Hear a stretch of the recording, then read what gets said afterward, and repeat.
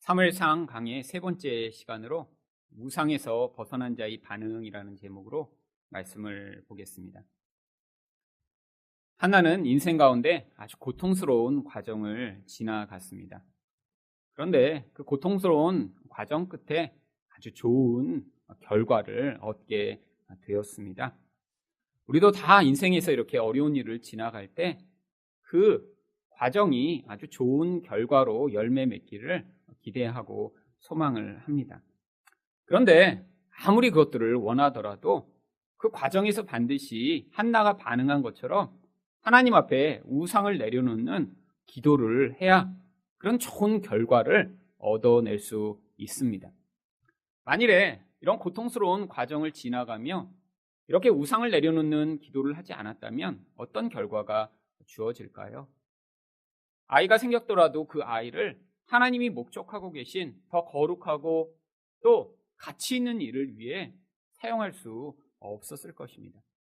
우리 인생에 고통이 닥칠 때 또 힘든 일을 지나가면서도 이런 우상을 내려놓고 죄에서 벗어나는 과정을 거치지 않으면 그 어려움이 끝나면 그 존재는 하나의 변화도 없이 똑같은 모습을 가진 채로 있는 경우들이 많이 있습니다. 고생만 하고 변화되지 않는다면, 고생만 하고 기도하지 않았다면, 고생만 하고 우상이 무엇인지 깨닫지 못했다면 그 고생은 헛고생을 한 것이죠. 그런데 그런 고통의 과정을 지나가며 자기 안에서 요동하고 흔들리고 드러난 그 우상을 하나님 앞에 내어놓을 수 있게 되었다면, 그래서 이전에는 경험하지 못했던 그런 우상에서 벗어난 자로서 살아가게 된다면 그 고통은 충분히 가치 있는 고통일 것입니다. 하나님이 이렇게 우상이 제거되면 그때 바로 개입해 오십니다. 19절 말씀입니다. 그들이 아침에 일찍이 일어나 여호와 앞에 경배하고 돌아가 라마의 자기 집에 이르니라. 엘가나가 그의 아내 한나와 동침함에 여호와께서 그를 생각하시니라. 아마 이전에도 여러 번 동침을 했겠죠. 근데 그때는 하나님이 그들을 생각하지 않고 계셨던 것입니다. 여기서 생각하다는 것은 잊어버리시거나 모르신다라고 하는 뜻이 아니라 하나님이 약속하신 어떤 것을 이루시고자 이제 개입하신다라고 하는 자아카라라고 하는 히브리어를 번역한 것입니다. 아니, 이전에도 하나님 개입하실 수 있었잖아요. 하나님이 개입만 하시면 당장에 어떤 좋은 결과가 나타날 텐데 왜 하나님이 지금에 와서야 한나의 삶에 개입해 오신 것일까요? 바로 그녀가 그 고통의 과정을 통해 우상을 내려놓고 하나님 앞에 진심으로 기도했기 때문입니다. 여러분, 우리 인생에서 이런 어려움의 과정을 지나갈 때가 있습니다. 아니, 외적 환경이 그렇게 큰 고통은 아니더라도 내 내면 안에서 하나님이 개입해 오셔서 아주 고통스럽고 또 불안하고 또 내 힘으로 견뎌내지 못하는 그런 영적 혼란의 과정을 지나갈 때가 인생 가운데 반드시 찾아오게 되어 있습니다. 하나님이 그 과정을 통해 우리에게 요구하시는 것이 바로 내가 이전에는 알지 못하는 채로 붙들고 있던 그 우상을 내려놓도록 만드시는 것이죠. 여러분, 우리 인생에서 이렇게 우상을 내려놓지 못하면 하나님이 주신 모든 기회와 능력, 좋은 것들이 다 자기 욕망을 확장하거나 혹은 남을 짓밟는 그런 도구로밖에 사용될 수밖에 없습니다. 여러분, 그래서 우리 인생을 통해 여러분은 끊임없이 내가 정말 의존하는 것이 무엇인가? 내가 정말 사랑하는 것이 무엇인가? 내게 없으면 정말 안 되는 것이 무엇인가? 아니, 내가 붙들고 있기 때문에 아까워서 너무나 아끼고 있는 것이 무엇인가? 여러분, 삶에서 위기가 있고 고민이 있을 때마다 그것이 무엇인가를 잘 분별하셔야 하는 것입니다. 여러분, 그런데 이 우상은 사실 우리 존재와 너무 하나 되어 있기 때문에 잘 발견하기가 어렵습니다. 아니, 심지어는 다른 교회에 다니시다가 여기 이렇게 오시고 나면 우상이 그런 거였어요? 라고 처음 들었다라고 하는 그런 반응을 하시는 분도 있어요. 왜요? 그 우상이 결국 자기이기 때문이죠. 자기 욕망이 만들어낸 어떤 대상이지만 그 존재가 자기와 너무 밀접하게 평생토록 연관되어 있어서 그 존재가 무엇인지 깨닫거나 아는 것이 쉽지 않은 것입니다. 그런데 하나님이 말씀을 듣고 그 말씀을 따라 기도하고 또 그 우상이 만들어내는 그 참혹한 결과로부터 벗어나길 간구하는 백성들의 인생에 하나님 반드시 개입해 오시게 되어 있는 것입니다. 바로 한나가 이런 하나님의 개입으로 말미암아 우상을 벗어나 지금 그 하나님께 어떤 반응을 할 수 있는 사람으로 변화된 장면이 오늘 본문에 나오는 것입니다. 한나의 이야기를 통해 우상에서 벗어난 자는 어떻게 되는가를 살펴보고자 하는데요. 우상에서 벗어난 자의 반응은 어떠한가요? 첫 번째로 하나님의 주권을 인정합니다. 20절 상반절 말씀입니다. 한나가 임신하고 때가 이름에 아들을 낳아 사무엘이라 이름하였으니. 하나님이 개입해 오셨더니 바로 아이가 생기고 또 여러분 확률이 늘 반반이잖아요. 남자가 생길지 여자가 생길지. 아니 하나님께 바치겠다고 했는데 딸이 생겨버리면 어떻게 해요? 근데 하나님이 개입하셨더니 하나님이 목적하신 아들이 생깁니다. 그런데 그 아이 이름을 한나가 일부러 사무엘이라고 짓죠. 그 이유가 20절 하반절에 나옵니다. 이는 내가 여호와께 그를 구하였다 함이더라. 사무엘이라고 하는 단어의 이름은 하나님께 구하여 받은 자라고 하는 뜻을 가지고 있습니다. 그러면 아이 자체가 그냥 생긴 게 아니라는 거예요. 내가 하나님께 반응했더니 그 반응에 따라 하나님이 응답하셔서 이 결국이 주어졌다라고 하는 기도 응답이라고 하는 뜻이 바로 사무엘이라고 하는 뜻입니다. 그래서 만약에 이렇게 기도 응답으로 요즘 아들이 생겼으면 한국에서는 뭐 기응이 기도 응답을 줄여서 이렇게 이름을 지으면 아마 사무엘이랑 같은 뜻일 거예요. 여러분 이름을 부를 때마다 기도 응답, 기도 응답. 아, 내가 정말 기도했더니 아이가 주어졌어. 여러분 자기 믿음의 고백이 그 아이에게 이름으로 담겨 있는 것이죠. 여러분 이게 바로 하나님이 주권을 인정하는 것입니다. 어떤 주권이요? 내 인생이 내 마음대로, 내 뜻대로, 내 계획대로 되는 것이 아니라 하나님의 계획과 목적 안에서 내 인생이 다스림을 받으며 또한 내 인생에서 그렇기 때문에 주어지는 모든 것이 다 하나님으로부터 말미암았다는 사실을 고백하는 것이죠. 여러분 그런데 우리가 가장 하기 힘들어하는 것이 이 하나님의 주권을 인정하는 것입니다. 왜죠? 바로 아담이 지은 그 죄가 만들어낸 결과가 우리를 하나님처럼 되도록 우리를 속이고 있기 때문입니다. 여러분 그래서 우리는 늘 어떻게 생각하나요? 내가 내 인생을 내 계획대로 만들어가고 싶어요. 여러분 우리 인생의 내 계획이 살면서 아무리 노력하고 애써도 그렇게 계획대로 되나요? 여러분 여기에 어떤 분이 나는 살면서 좀 고난을 겪어야지. 나는 좀 어려움이 좀 있어야 난 좀 성장해. 이런 생각을 하신 분은 정말 한 분이라도 계세요? 아니에요. 우리는 전부 다 행복하기 위해 애쓰고 몸부림치며 또한 내가 가진 모든 자원을 이용해 나에게 고통이 닥칠까 봐 최선을 다해 그것을 막아보고자 인생을 삽니다. 그런데 우리 인생에 반드시 고난이 찾아오고 반드시 내 힘으로 해결할 수 없는 상황이 찾아온다는 거예요. 왜죠? 우리 인생의 주인이 우리가 아니기 때문입니다. 또한 우리는 어떤 태도를 가지고 살고 있나요? 내가 노력하고 애써서 얻어낸 것일수록 다 나의 것이라고 생각합니다. 여러분 이게 인간의 기본적인 태도예요. 근데 여러분 생각해 보세요. 여러분이 아무리 노력해서 돈을 벌었어도 하나님이 여러분에게 건강과 능력과 그런 기회들을 주시지 않으면 그것이 여러분의 것이 될 수 있나요? 여러분 사실 우리가 노력하지 않았는데 하나님이 이미 주셔서 그 은혜의 결과로 우리가 가지고 있는 것들이 훨씬 더 많습니다. 여러분 돈 주고 공기를 사셨나요? 여러분 돈 주고 여러분이 햇빛을 사셨나요? 만약에 세상에 공기와 햇빛이 사라져버리면 우리는 며칠 되지 않아 다 시체에 불과한 존재인 거예요. 여러분 이게 바로 인간의 태도예요.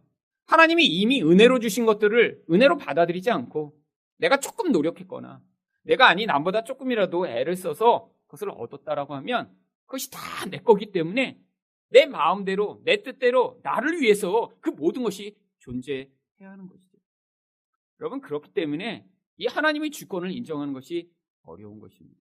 그래서 하나님이 한나의 인생 가운데도 그것이 그녀로부터 말미암는 자연스러운 아이가 아니라 하나님이 주신 것이기 때문에 또 하나님께 돌려드릴 수 있는 아이가 되도록 바로 그 고난의 과정을 지나가게 하신 것입니다. 여러분, 만약에 이런 과정을 지나가지 않았다면 아이가 생겼을 때 한나가 어떻게 반응했을까요? 그래, 아기 생기는 게 당연하지. 이 아이는 나의 것이지. 여러분, 그래서 그 아이를 아마 사무엘이라고 짓는 게 아니라 아마 나의 자랑, 아마 이런 이름으로 지었겠죠. 나의 영광, 나의 힘. 여러분, 이게 대부분의 세상 사람들이 가지는 태도입니다. 나에게 주어진 모든 게 다 나의 거예요. 그 중에 뭘 하기 원하는 거예요? 나의 것을 가지고 나를 드러내고 내가 얼마나 멋있는 사람인가 보여주고자 사는 것이죠. 여러분, 인간이 이렇게 자기 우상으로 의존하는 가장 일반적인 대상이 무엇인가요? 바로 돈과 사람입니다. 왜? 돈을 가지면 세상에서는 그 자기 영광을 확장하고 하나님처럼 자기를 만들 수 있는 기회가 엄청나게 늘어나거든요. 그뿐 아니라 사람도 우리의 일반적인 우상이 되기 쉬운 것입니다. 왜요? 바로 남편이나 아내나 혹은 내 자식, 아니 좋은 부모가 인간이 가장 1차적으로 의존하기에 적합해 보이는 대상이기 때문이죠. 그 대상을 통해 근데 도대체 뭘 하고자 하는 거죠? 자기 자녀를 통해 그 자녀를 사랑한다고 이야기하지만 대부분의 부모들은 그 자녀가 남보다 더 뛰어난 자녀, 멋있는 자녀, 말 잘 듣고 공부 잘하는 자녀가 돼서 그것을 통해 자기 영광을 얻고자 하는 거예요. 그게 바로 우상 숭배라고 하는 것입니다. 세상은 그걸 뭐라고 얘기하나요? 자녀 교육이라고 얘기하죠. 교회에서는 우상 숭배라고 얘기하는 거예요. 그러면 용어가 달라요, 용어가. 근데 세상의 용어를 그대로 가지고 와서 교회에서도 우리 아들 서울대 보내주세요라고 30일 작정 기도하는 것, 그걸 뭐 하고 있는 거예요? 하나님의 이름을 부르며 우상 숭배하는 거예요. 여러분, 근데 문제가 있습니다. 교회 와서 이걸 우상 숭배라고 아무도 얘기를 하지 않으니까 다 와서 교회에서 다 우상 숭배하고 계세요. 그래서 여러분, 제가 매번 말씀드리는 거예요. 왜 자꾸 잊어버리시니까? 여러분, 우리 기본 성향은 어떻습니까? 우리 자녀가 어떻게든 남보다 조금이라도 잘나져야 돼요. 왜? 그가 수치스럽게 되고 그 아이 때문에 내가 부끄러우면 그게 나의 영광을 가린다고 생각하니까요. 그게 바로 우상숭배의 본질입니다. 나의 것이니까 그 나의 것을 가지고 뭔가 나를 더 잘 드러내고 싶은 거예요. 여러분, 우리는 기본 경향이 우상을 숭배하게 되어 있습니다. 왜? 이게 바로 죄가 만들어낸 우리의 경향성이니까요. 세상은 노골적으로 우상 숭배하고요. 우리는 교묘하게 우상 숭배를 하죠. 근데 사실은 똑같은 우상 숭배자들인 거예요. 근데 하나님이 그냥 놔두시지 않는다는 것입니다. 여러분, 생각해 보세요. 우상 숭배는 하나님과의 관계를 깨트리는 가장 무서운 죄인데 하나님이 우리를 하나님의 자녀로 부르시고 그 우상 숭배로부터 벗어나 하나님만을 섬기는 자로 만드시길 원하시는데 참된 성도인데 어떻게 그 상태대로 놔두실 수 있을까요? 그래서 여러분은 자녀의 인생 가운데 하나님이 여러분의 계획대로 되지 않도록 사실 개입해 오시지 않아도 잘 안 됩니다. 많은 사람들이 이렇게 하나님이 이렇게 우리 아들한테는 이렇게 똑똑하지 못하도록 하시는, 하나님이 하신 게 아니라 그냥 엄마 아빠의 유전자가 그렇게 된 거예요. 여러분, 엄마가 공부 못했는데 자녀가 막 공부 잘하는 아이가 갑자기 나오나요? 그러면 돌연변이죠. 유전의 법칙을 깨트리는 이상한 것입니다. 자연에서 돌연변이는 반드시 도태되고 멸망하게 되어 있어요. 정상적이 아니니까요. 그렇잖아요. 엄마 아빠가 막 천재야. 막 그런데 그러면 자녀도 자연스럽게 태어날 때부터 2살부터 이제 공부 잘하면서 됐어야죠. 근데 돌연변이를 기대하는데 안 되니까 하나님의 은혜를 받아 돌연변이가 나오기를 자꾸 바라는 이 말도 안 되는 우상 숭배자들의 태도. 근데 교회에서 어떻게 하나요? 그걸 막 부추기는 거예요. 기도하면 못 들어갈 대학 들어간다고. 근데 참 이 문제가 뭐냐면 가끔씩 또 그렇게 들어가는 아이들이 있습니다. 엄마의 기도로. 여러분, 근데 그런 아이들은 그걸 꼭 뭘 하나요? 책을 쓰죠. 그리고 집회를 다녀요, 집회를. 여러분, 엄마의 기도로 엄마가 우상으로 아들을 바라보고 있다가 우상을 내려놔 이제 아들로 말미암아 내가 하나님만 사랑하겠다. 이런 엄마들은 책을 못 써요. 아무도 안 읽거든요. 그런 거 싫어해요, 다. 여러분, 그래서 우리 교인들은 책을 쓸 수가 없습니다. 앞으로 그런 걸로. 여기서는 책이 나오면 안 돼요. 아들을 내가 이렇게 하나님의 기도로 키웠더니 불가능한 일이 일어나 나중에 서울대를 그냥 건너뛰고 바로 하버드로 간 다음에 그 다음에 이렇게 유명해졌다. 이런 거 책이 나올 수가 없어요. 여기서는. 나오기 전에 저랑 꼭 상담을 하시기 바랍니다. 여러분, 이 교묘한 인간의 욕망을 이용한 이 장사꾼들, 여러분, 기독교 안에도 이게 아주 팽배한 거예요. 하나님이 그래서 우리 인생 가운데 참 성도라면 그 자리에 서 있지 못하도록 개입해 오시는 것입니다. 여러분, 우리 인생에 그렇게 하나님이 개입해 오셔야 우리 안에서 정말 우리가 하나님을 섬기는 자로 변화될 수 있기 때문이죠. 여러분, 이런 하나님의 그런 개입으로 말미암아 이 우상에서 벗어나지 못하면 자기 인생의 모든 것이 다 자기를 위해 존재합니다. 이런 가장 전형적인 태도를 성경은 뭐라고 부르나요? 어리석음이라고 부르는 것입니다. 그 어리석은 자의 대표가 그래서 누가복음 12장 16절부터 21절에 나옵니다. 또 비유로 그들에게 말하여 이르시되 한 부자가 그 밭에 소출이 풍성하매 심중에 생각하여 이르되 내가 곡식 쌓아둘 곳이 없으니 어찌할까 하고. 아니, 부자가 됐어요. 여러분, 근데 곡식이 풍성한 게 자기가 잘나서 곡식이 풍성해졌나요? 아니에요. 햇볕이 비치고 바람이 적당하게 불어주고 비도 적당하게 내리고, 여러분, 자연이 만들어낸 결과입니다. 근데도 어떻게 생각해요? 아니, 이렇게 부자가 됐어 갑자기. 이야. 근데 이때 나타나는 전형적인 모든 인간의 태도가 그 다음에 기록되어 있습니다. 또 이르되 내가 이렇게 하리라. 내 곡간을 헐고 더 크게 짓고 내 모든 곡식과 물건을 거기 쌓아두리라. 또 내가 내 영혼에게 이르되 영혼아, 여러 해 쓸 물건을 많이 쌓아두었으니 평안히 쉬고 먹고 마시고 즐거워하자 하리라 하되. 여러분, 이게 바로 세상 사람들, 아니 우리들이 똑같은 태도가 아닌가요? 여러분, 잉여가 주어지면 어떻게 하고 싶은 거예요? 먹고 마시고 더 나를 즐겁게 하고자, 더 좋은 차 사고 더 큰 집으로 이사 가고, 아니 집 한 채 있으면 집 두 채 사고, 그래서 나를 더 행복하고 만족하게 만들어줄 것처럼 생각하는 이 인생의 근원적 본질이요. 근데 이런 인간을 향해 예수님이 뭐라고 부르시는 거예요? 하나님이 이르시되 어리석은 자여. 여러분, 이걸 어리석다라고 얘기하는 거예요. 세상에서 이런 사람을 뭐라고 얘기합니까? 부자라고 얘기하죠. 아니, 성공한 사람이라고 얘기합니다. 어떤 사람은 집을 한 채 가지고 있는데 어떤 사람이 집이 100채 있다고요? 그럼 사람들이 다 부러워하죠. 어떤 사람이 자동차 한 대 가지고 있는데 어떤 사람은 자동차가 10대 있다고요? 그럼 사람들을 그걸 다 부러워하며 또 그 사람은 그걸 가지고 자랑하고자 못 견디는 것이 이 세상 사람들의 모습입니다. 여러분, 근데 성경에서는 그를 어리석은 자라고 부르는 거예요. 제가 몇 주 전에 자전거가 고장나서 자전거 포에 갔습니다. 그래서 이제 고치려고 기다리고 있는데 어떤 청년이 자기 자전거를 갖고 왔어요. 근데 그 자전거에 이제 전기 부품이 고장나서 이제 그걸 고쳐달라고 왔는데 뜯어보니까 이 전기 부품이 다 물에 침수가 돼서 이제 안에 다 녹이 나고 이게 스파크가 일어서 다 이제 못 쓰게 됐습니다.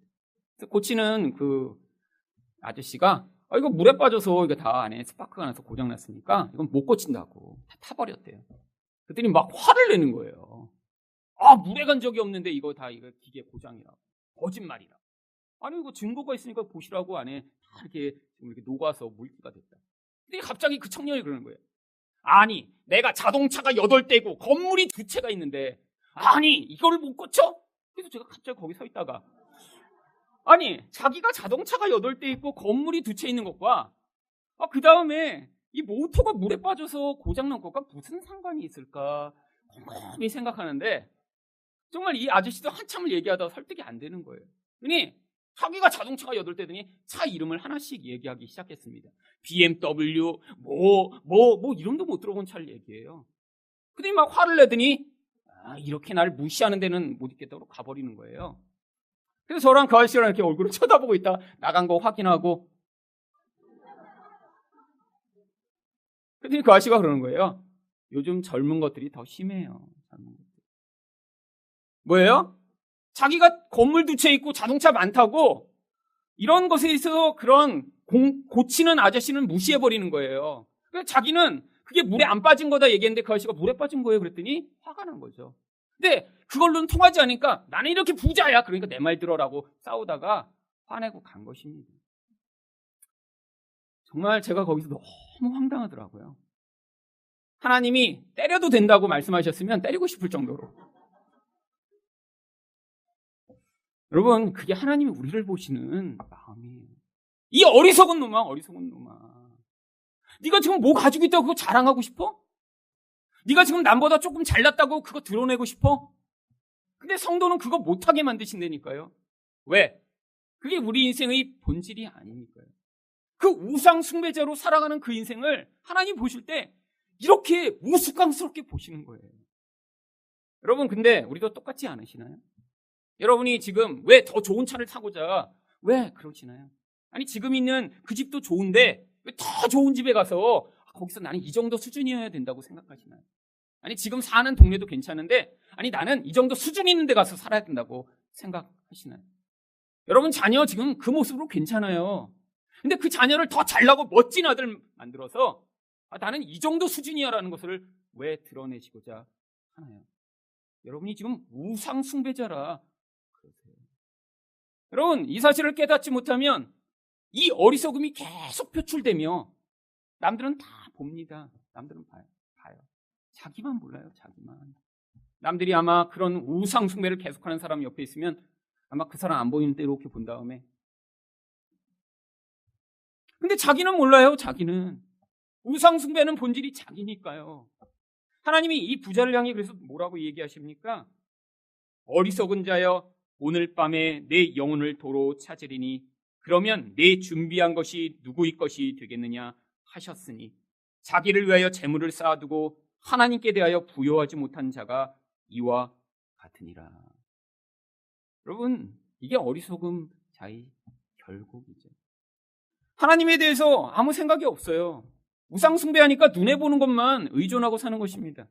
나에게 주어진 모든 것이 나를 위한 모든 것으로 사용돼야 돼요. 내가 먹고 마시고 즐기는데 다 사용되니까 하나님을 향해 부여할 수가 없는 것이죠. 결국에 어떻다고요? 하나님이 코의 생명을 가져가시는 순간에 쓰레기처럼 별해버리는 것입니다. 여러분, 하나님이 우리 인생에 그래서 개입해 오시는 거예요. 이 어리석은 자처럼 살지 않도록이요.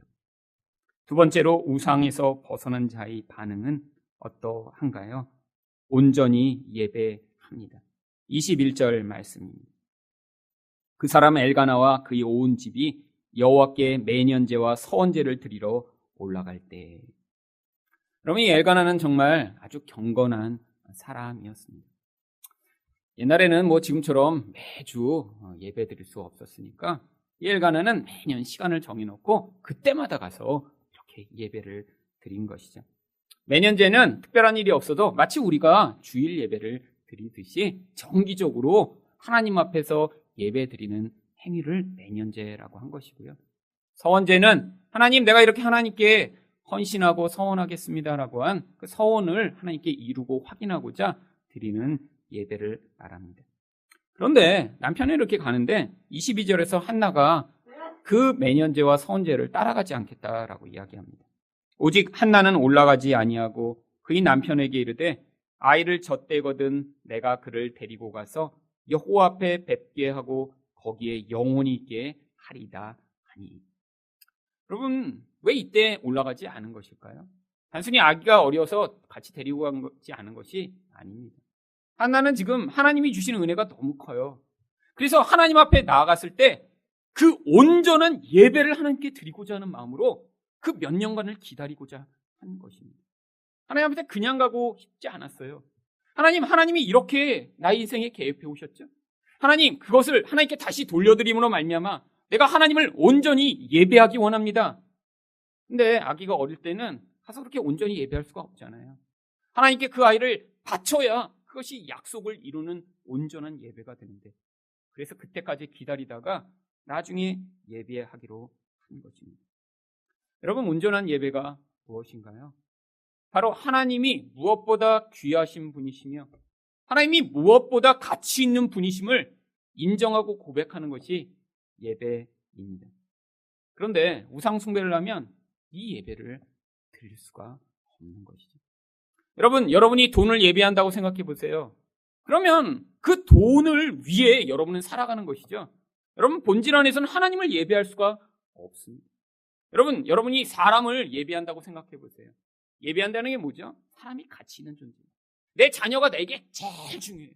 일주일 내내 얘네들을 뭘 먹일까, 어느 학교에 보낼까, 뭘 가르칠까, 어떻게 인생을 인도할까, 이 생각으로 꽉 차 있는 사람은 지금 뭐 하고 있는 거예요? 일주일 내내 자녀를 예배하고 있는 것입니다. 근데 이 사람이 어떻게 온전한 예배를 드리겠어요? 여러분, 예배는 여기 와서 이렇게 공예배 드리는 것을 이야기하는 것이 아닙니다. 하나님은 우리 본질 자체가 예배하는 자가 되기를 원하시는 것이에요. 여러분, 여기 와서 드리는 이 공예배는 이렇게 우리 삶을 예배자로 만들기 위한 과정인 것입니다. 훈련인 것이에요. 그래서 여러분이 만약에 이 예배를 안 오시면 여러분 지금 훈련받을 수 없고 준비될 수 없는 것이죠. 여러분, 그래서 이 예배의 요소 가운데 무엇이 포함되어 있나요? 우리가 찬양과 기도와 헌금으로 하나님 앞에 그 하나님 되심을 고백하는 과정이 예배에 들어있는 것입니다. 어떤 고백이죠? 찬양과 기도로 하나님이 높으십니다.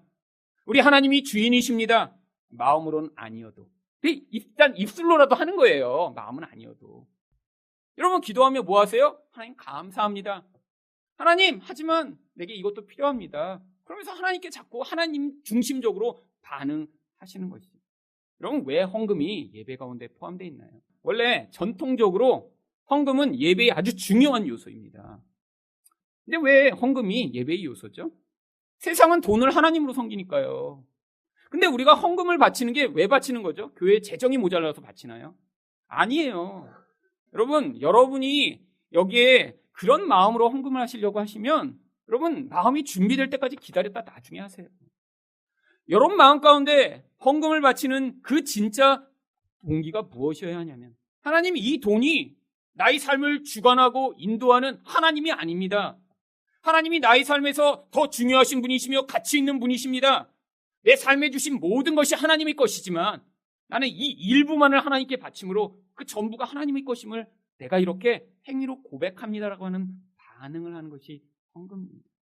그래서 찬양과 기도와 헌금이 우리가 하나님께 반응하는 예배의 형식 가운데 들어있는 거예요. 우리가 이렇게 반응할 때 하나님은 말씀으로 우리에게 가르치시고 인도하시고 개입해 오시는 것이죠. 하나님, 내가 이렇게 반응하고자 하는데 내가 아직 잘 몰라서 하지 못하는 것, 내가 깨닫지 못하는 것 가르쳐 주시옵소서라는 마음으로 여러분이 말씀을 받으시면 그 말씀이 여러분 영혼 안에서 그 우상 숭배로부터 벗어나 진짜 자유, 그 우상이 가져오는 그 파괴와 멸망이 아닌 하나님의 복을 누리는 자가 되도록 인생 가운데 개입해 오시는 것이죠. 여러분, 그래서 공예배 때 바로 우리가 이 요소들을 가지고 예배를 배우는 것입니다. 근데 그 예배가 언제 진짜 진정한 예배로 바뀔 수 있나요? 이렇게 한나와 같은 과정을 지나갈 때이죠. 이런 반응으로 하나님 정말 하나님이 주신 전부가 나의 모든 것이 하나님 것입니다라고 반응하는 이 한나의 태도, 이게 바로 예배자의 모습인 것입니다. 그런데 원래 이렇게 아내가 서원을 하면 남편이 그 서원을 무효화시킬 수 있었습니다. 그런데 엘가나는 그렇게 하지 않습니다. 23절 상반절 말씀입니다. 그의 남편 엘가나가 그에게 이르되 그대의 소견에 좋은 대로 하여 그를 젖대기까지 기다리라. 오직 여호와께서 그의 말씀대로 이루시기를 원하노라 하니라. 여러분 생각해 보세요. 지금 아이를 오랫동안 못 낳았어요. 근데 특별히 누가 못 낳았어요? 자기가 사랑하는 아내가 아기를 못 낳았어요. 그러다가 오랜만에 아기를 낳았으면 그 남편은 어떤 마음일까요? 아니, 앞으로 또 아기가 생기지 않는 거 아니야? 근데 내가 사랑하는 아내가 낳은 그 아들이 사실은 별로 사랑하지 않는 아내가 낳은 아들보다 더 사랑스러운 게 그게 원래 인간의 인지상정이죠. 여러분, 이렇게 아내가 하나님께 바치겠다 그러면 대부분 남자는 어떻게 반응하겠죠?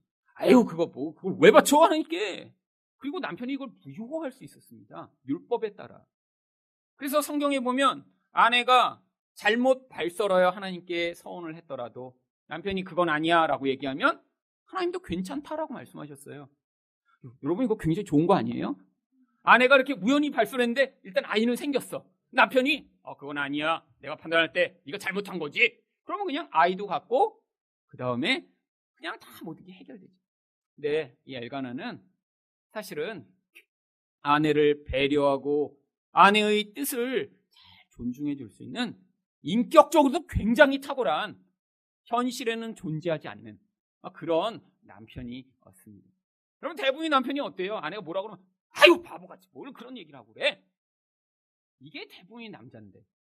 여러분 그래서 아직 결혼 안 하신 우리 자매들은 기도하실 때 하나님 나의 엘가나를 보내주시옵소서 이렇게 기도를 하시면 그런 엘가나가 절대 안 온다는 것을 이제 삶을 통해 이제 나중에 고백하실 수 있게 될 것입니다. 여러분 엘가나가 나타나면 다른 데서 시험이 와요.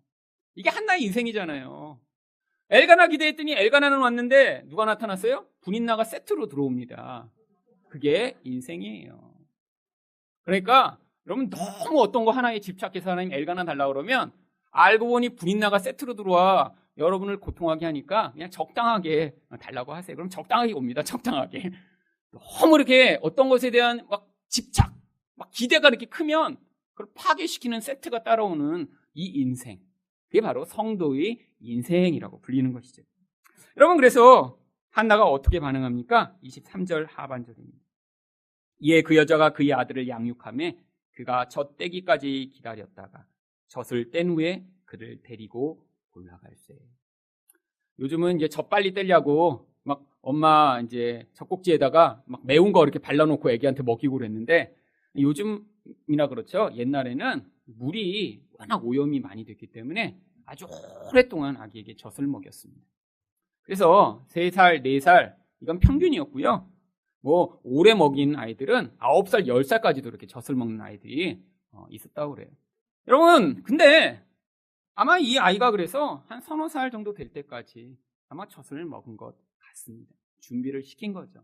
엄마를 떨어져도 될 정도로 기본적인 애착이 형성될 정도로.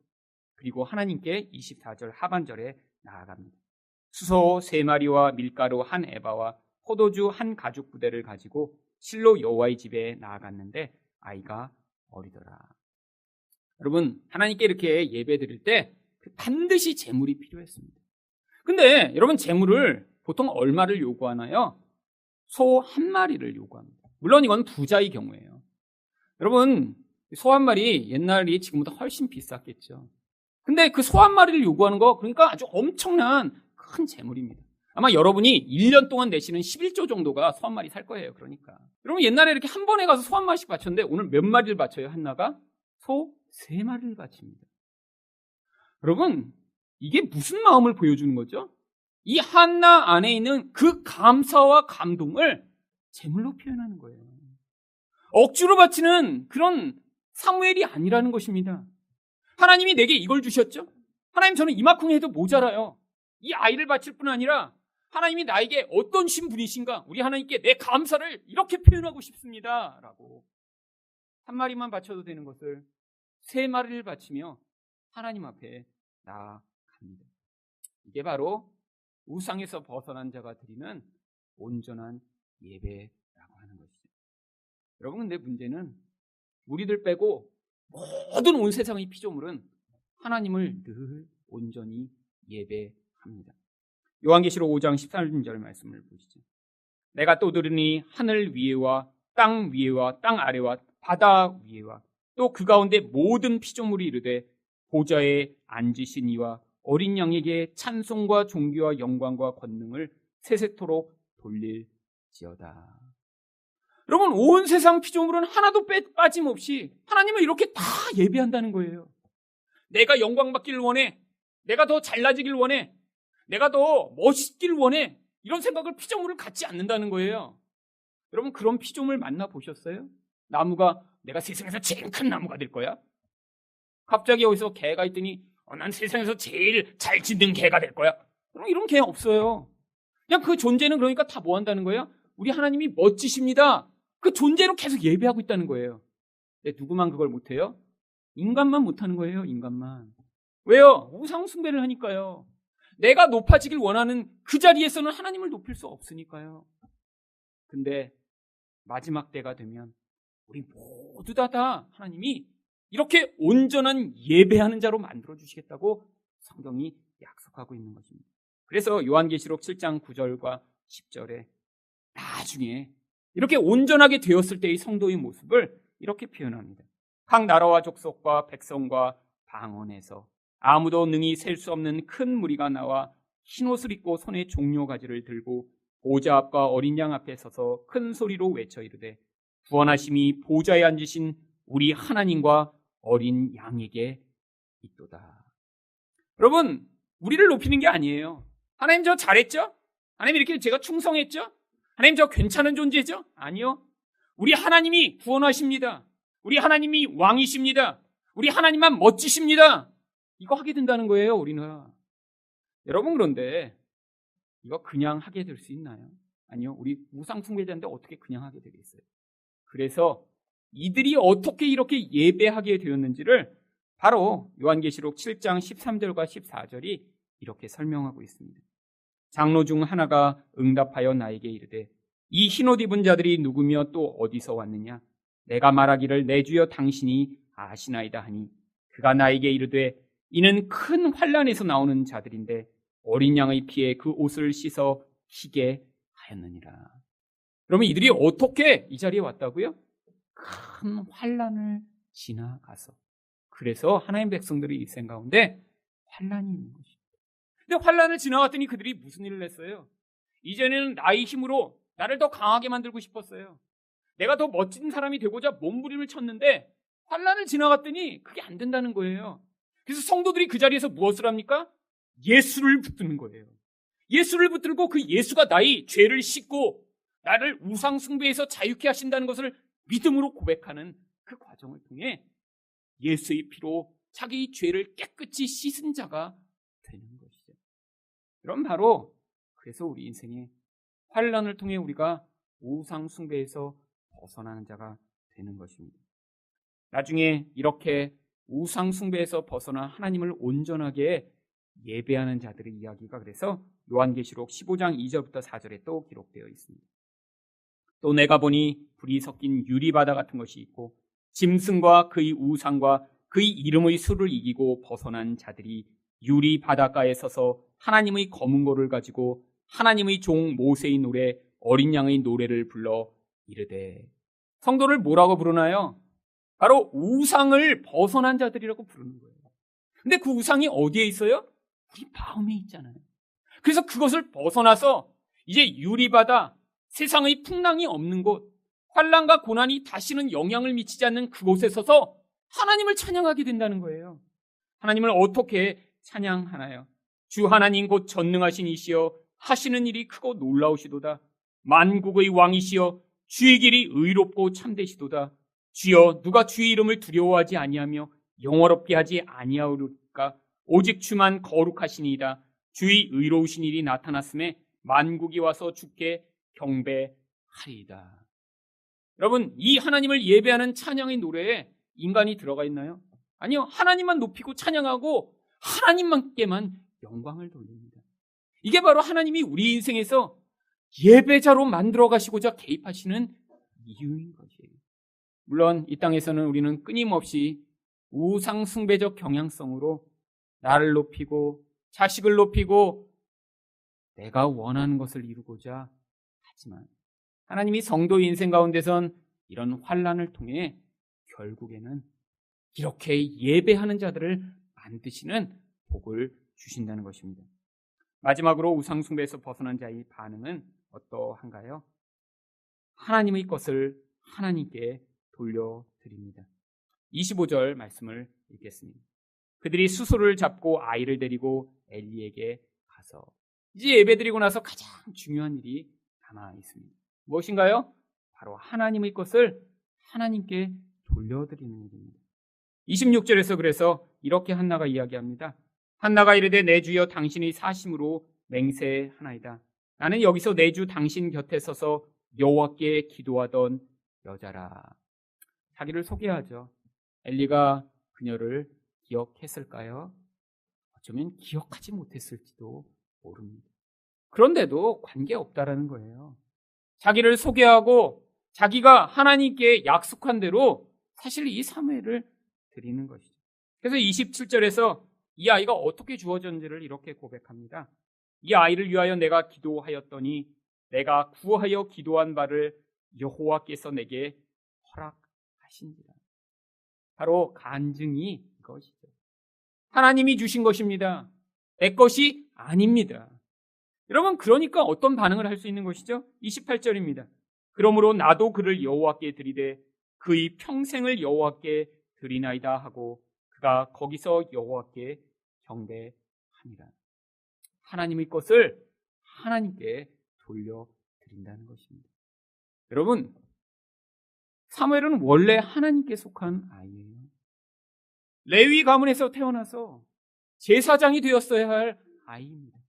그런데 종교 상황이 너무 나쁘고 사회적 상황이 혼란하니까 하나님을 섬겨야 될 자들이 다 흩어져서 자기 일을 하다가 바로 엘가나도 마음은 경건한 자였지만 삶에서는 하나님을 섬기는 일을 할 수가 없었던 것입니다. 그런데 하나님이 그 하나님께 원래 소속된 사무엘을 왜 요구하신 것이죠? 이 아이로 말미암아 단순히 교회에 이렇게 나를 섬기는 사람이 늘어났다라가 아니라 이 사무엘이 바로 이 어두운 가운데 있던 이스라엘 전체를 밝히는 빛을 비추는 도구가 될 수 있었습니다. 여러분, 한나가 이 아이를 내려놓지 못했다면 아이가 생겼더라도 그 아이는 한나의 우상이며 한나의 기쁨에 불과한 아이가 되었을 것입니다. 그런데 하나님의 것을 하나님께 돌려드렸더니 그 아이가 민족을 살리며 사람들을 구원하며 하나님의 영광을 보여주는 더 거룩하고 놀라운 일을 위해 쓰임받고 사용받게 된 것입니다. 여러분, 하나님이 여러분 인생 가운데 많은 기회와 은혜를 베풀어 주십니다. 그런데 어떤 사람은 착각해요. 이거 나중에 내가 이렇게 더 부자가 되고 또 내가 더 많은 능력을 가지게 되고 내가 더 멋있어지면 하나님이 나에게 이런 걸 요구하시는 거 아니야? 아니요. 그걸 자기가 갖고 있을 땐 그 기쁨과 만족이 커질 수가 없습니다. 더 큰 불안을 가져오게 되고요. 더 많은 두려움으로 파괴적인 인생을 살게 되죠. 부모님 가운데 그런 생각하시는 분이 있어요. 아이한테 너무 신앙교육 많이 시켰다가 나중에 혹시 선교사라고 나간다 그러면 어떻게 하지? 그래서 신앙은 적당하게. 이렇게. 여러분, 아무리 노력하셔도 그렇게 선교사 날 아이가 여러분 손으로 길러지는 게 아니에요. 여러분, 한국교회에 제일 힘든 게 뭔지 아세요? 선교사 이렇게 지원을 했는데 가장 큰 방해꾼이 부모님입니다. 부모님. 그래서 선교사 지원하면 선교단체에서 꼭 먼저 물어봐요. 부모님 설득은 했냐고. 그래서 그걸 해야 훈련을 받을 수 있어요. 훈련 받고 못 나가는 사람 많습니다. 부모가 난 죽는다 그러고 막 머리띠 두르고 막 금식하시고 그래갖고 아들은 선교 나가려고 선교 준비하고 나서 결국 못 나가요. 엄마가 죽을까 봐. 여러분, 뭐 하고 계신 거죠? 우상 숭배에서 못 벗어난 거죠. 여러분, 여러분이 그래서 반응하셔야 돼요. 여러분, 여러분 자녀 좋은 학교 간다고 여러분 그게 여러분에게 진짜 영광이 되는 게 아니에요. 여러분 자녀 어려서부터 막 영어 샬라샬라 한다고 그 아이가 정말 막 세계를 호령하는 그냥 오바마처럼 될 줄 아세요? 아니에요. 나중에 영어 학원 강사 됩니다. 영어 잘해갖고. 여러분, 그게 한국의 실정이에요. 어려서부터 정말 영어 가르치느라고 수천만 원씩 들여갖고 결국 유학 10년 보내고 와서 영어 강사하는 이 현실. 그러면 될 아이는 어려서부터 안 가르쳐도 나중에 다 됩니다. 이 부모의 욕심이 아이들을 이상하게 만들어요. 왜? 다 우상 숭배하니까요. 여러분, 근데 거기서 벗어나셔야죠. 그래야 그 아이들을 향한 하나님의 계획과 뜻이 이루어질 수 있죠. 그래서 그 아이를 여러분의 아이가 아니라 하나님의 아이로 길러내었을 때 그 아이로 말미암아 이 어두운 한국, 어두운 세상에 빛이 비추어지지 않을까요? 여러분, 하나님이 여러분에게 주신 많은 다른 사람보다 더 많이 가지고 계신 것들이 있습니다. 그거를 여러분을 위해서 붙들고 계시면 그것은 결국 썩게 될 것이죠. 여러분, 하나님이 하나님 나라를 위해 여러분을 우상 숭배로부터 불러내실 뿐 아니라 그때 여러분이 누리는 더 큰 만족과 행복을 위해 바로 그 자리에 이르도록 초청하고 계신 것입니다. 하나처럼 우상을 죽이고 하나님께 믿음으로 반응함으로 그 놀라운 하나님의 복과 영광을 누리시는 여러분 되시기를 예수 그리스도의 이름으로 축원드립니다.